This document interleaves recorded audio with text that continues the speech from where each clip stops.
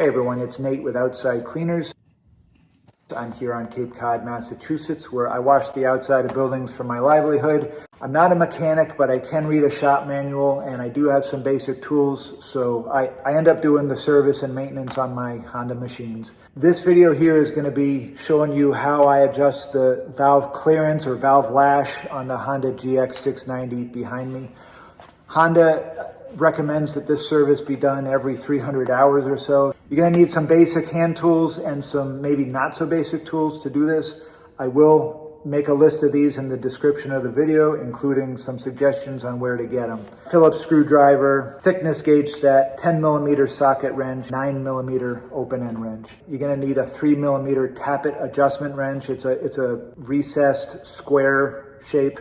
You're going to need a open end torque wrench, open end. That's going to have to be good for torquing to 7.5 Newton meters or about 5.5 foot-pounds. First thing I'm going to do before anything else is I'm going to make sure that the machine can't start up accidentally. So keys off, keys out, and I'm also going to disconnect the spark plugs.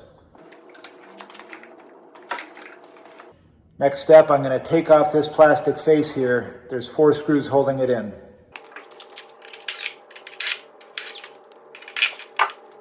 All right, important to note that Honda calls this piston number 1 and that piston number 2. So we'll start on number 1. I'm going to swing the camera around and show how I remove the valve cover using the 10mm socket.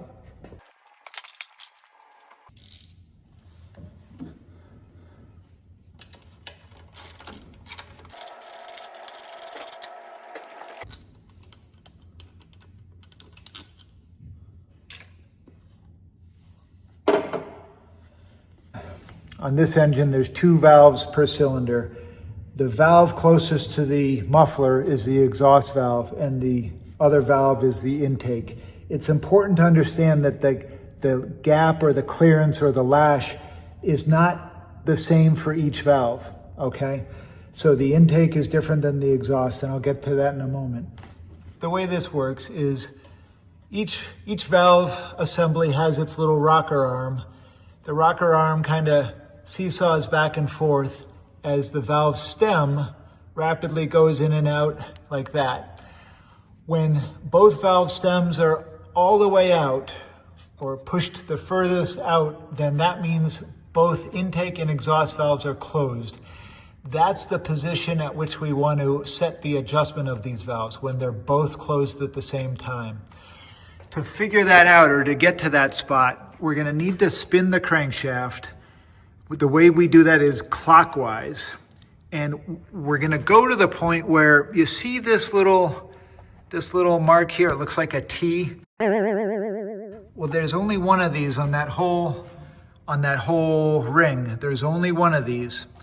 And that T is going to come around as we spin the crank, and it's going to line up with this nub for cylinder number 1, or this nub for cylinder number 2. You see that? Now, super important, do not mess this part up. Because this is a 4-cycle engine, the way it works out is you can line up the T with the nub, but not have both of those valves closed. If they're not both closed, meaning all the way, the stems are all the way out, then what you need to do is go back around again clockwise. So again, just because you line up the T with the nub doesn't mean that you're home free. So as I spin this, I'm just going to use my hands. And spin it like that.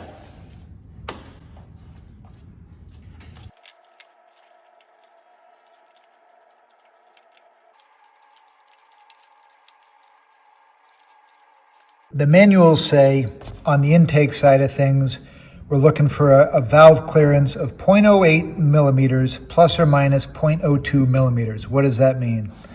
Take the 0.08, we subtract 0.02, that gets us 0.06.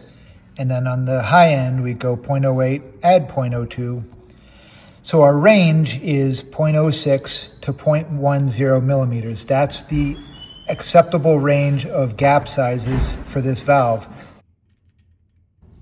Now on my intake side, the gap is a little off here, so I need to make the gap bigger. So I'm going to put that little tappet adjustment tool on, and I'm going to back the nut off.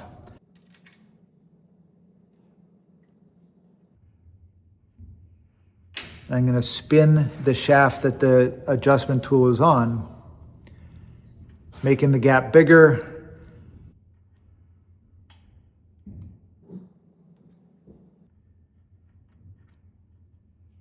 Once I've got the valve adjusted to something comfortably within that acceptable range, 0.06 to 0.10 millimeters, I'm going to snug that nut back up, holding the shaft steady with the square adjustment tool, and then I'm going to torque it to 7.5 Newton meter.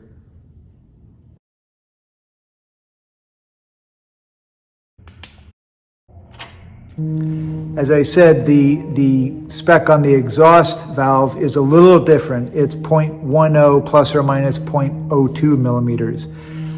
Again, that gives a range of acceptability, which works out to be 0.08 to 0.12 millimeters inclusive. Anything in that range is acceptable. Now, it just works out that happily on my machine, the exhaust valve is acceptable as is, so I'm not going to need to adjust it. Cylinder number 1 is done. Time to move on to cylinder number 2. But I have to spin the flywheel or the crankshaft. I have to spin it so that we're in the right spot again.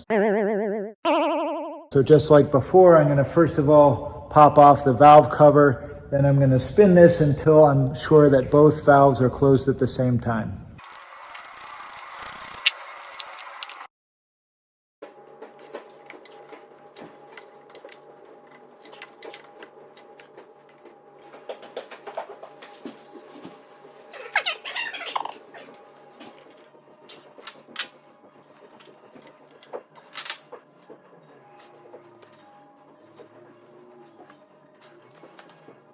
All right, happily for cylinder number 2, my valves seem to be adjusted properly, so I'm not going to fiddle with them more than I have. I'm just going to put the valve cover back on, reconnect the spark plugs, put this cover back on, and this process is done.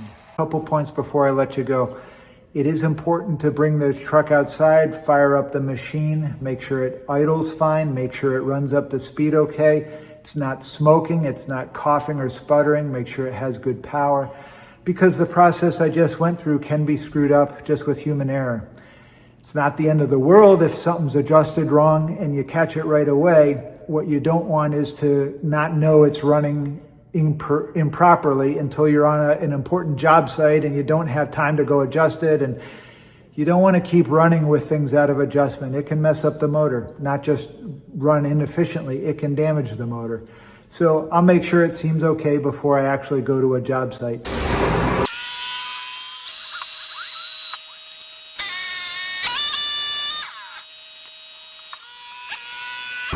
Secondly, I wanted to point out something in this process that I think can reasonably be messed up pretty easily. Got a shim here. This happens to be 0.08 millimeters, but it's also 0.03 inches. I'll try to get a close-up on this.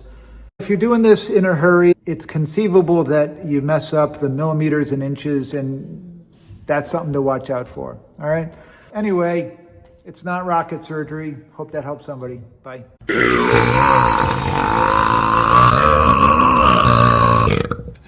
Did you hear that?